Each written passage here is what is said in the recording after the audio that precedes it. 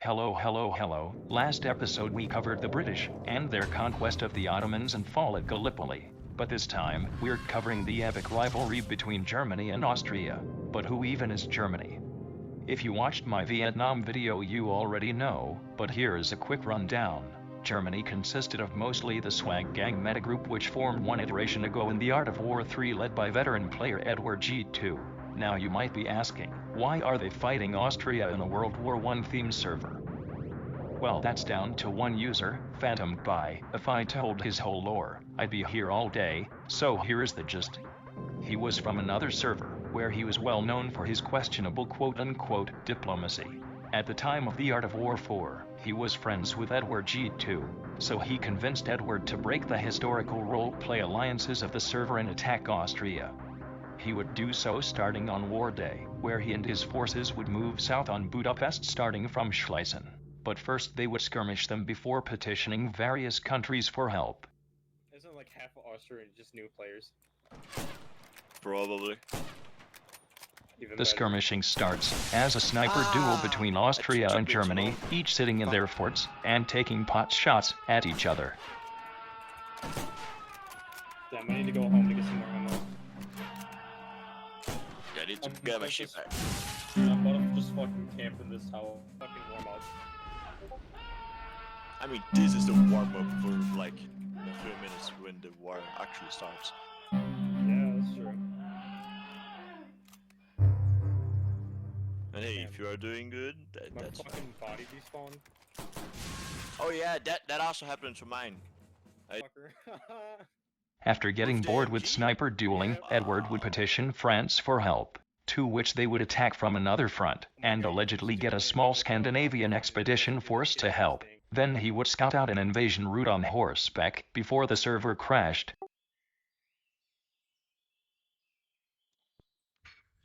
Crashed within your horse. Game crashed too. After war started they would swiftly take over the Austrian towers on the border and move south, fighting through Woodlands to start attacking Budapest.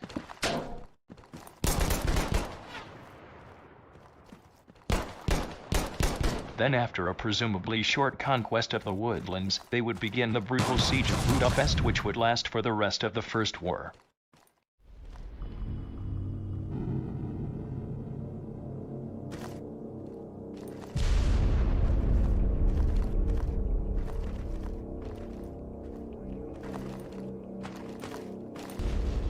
However, the Austrians would resist fiercely and eventually push the Germans back.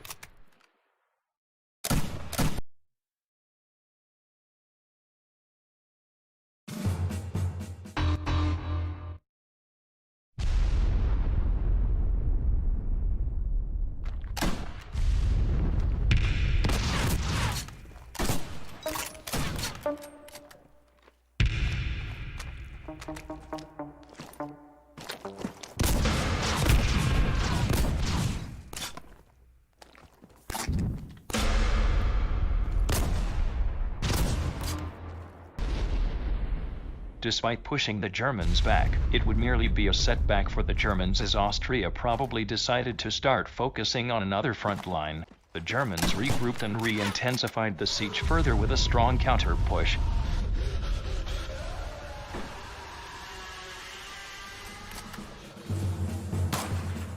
In a daring stunt move during the counter-attack, the Germans managed to capture an Austrian river monitor by some stroke of luck.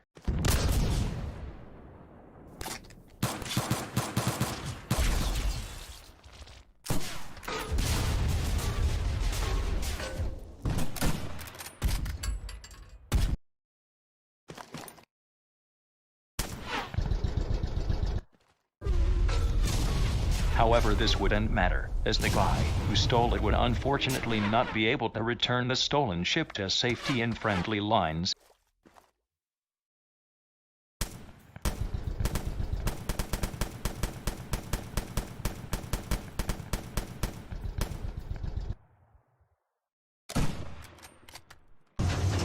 Regardless, the war eventually devolved into a pointless brawl near the end with each side making no gains on the other.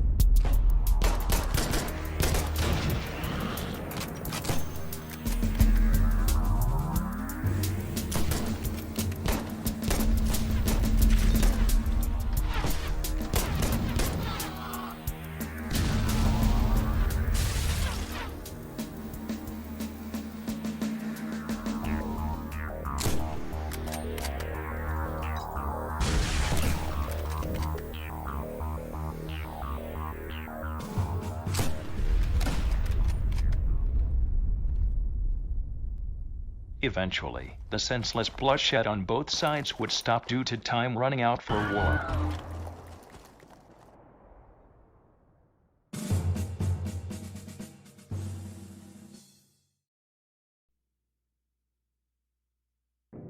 So what happened afterwards? Well, both sides took the weak and fortified their positions. Germany built whatever this thing is, and Austria built a huge fortress outside Budapest. As well as mentioned in the previous episode, they also merged with the Ottomans after they nearly lost Vienna, and after the Ottomans suffered a decisive defeat, setting the stage for an Austrian comeback the following week.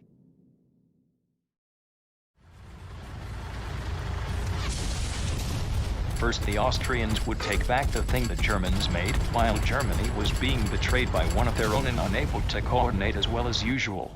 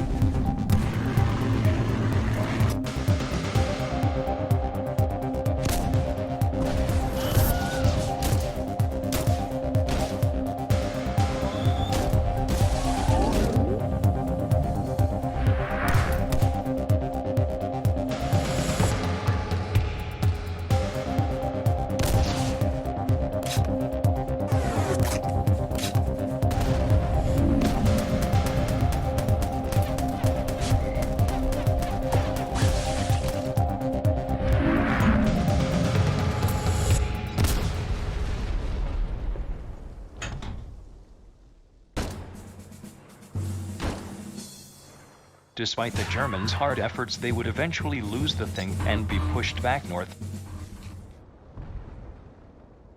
But what the hell is going on here?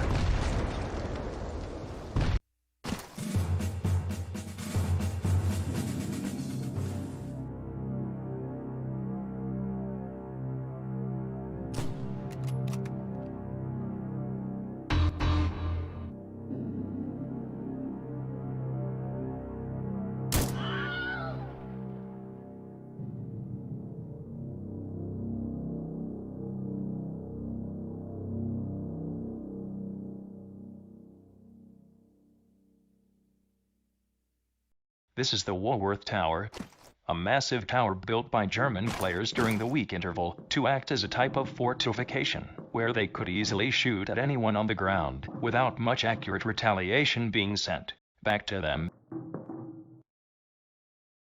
The main weapon of this battle was a 20mm go-kart that for some reason everyone had despite only being German in real life. For the war game players watching, its closest analogy is that Finnish overpowered Bushmaster car, but if every nation got it instead of just Finland.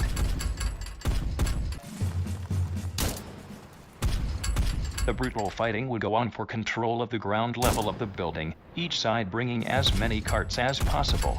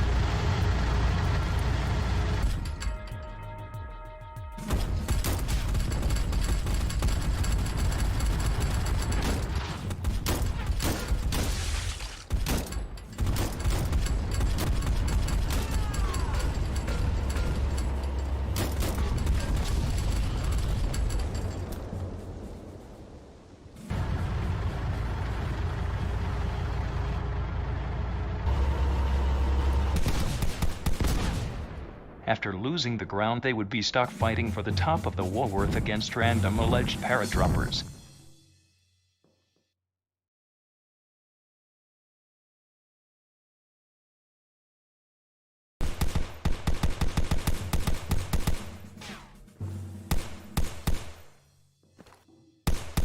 However, while they were fighting tooth and nail for this tower, they were also fighting tooth and nail for another location.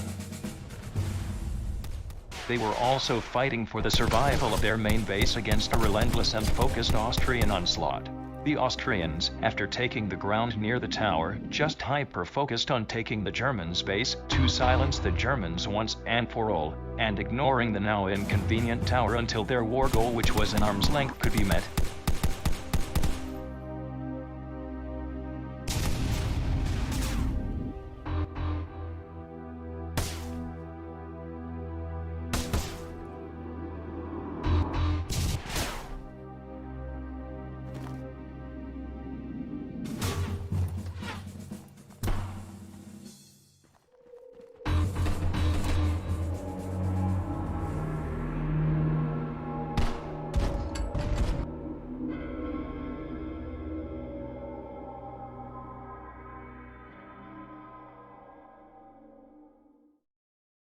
So what did the Austrians do after they captured the German base?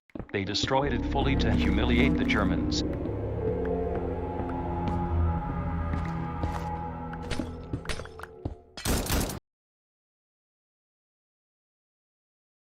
After the Austrians took Berlin, Germany would surprisingly not rage quit and play the ultra-laggy Third Week War. Unlike Britain last episode, they would go on to have a long and fruitful career on many other servers afterwards, before eventually splintering into two groups after a schism: New Swag Gang and Classic Swag Gang. Classic Swag Gang would eventually get tired of Minecraft Geopol and would start developing their own mod, while New Swag Gang still holds strong, holding out hope for a new Minecraft server to this very day. Also, thanks to everyone who watched my last video, it surpassed all of my expectations. Don't expect a third part to this series, as I am not confident I could make it good given the lack of footage. Although stay tuned, cause I have lots of games and lots of ideas. Take care everyone, and have a good day.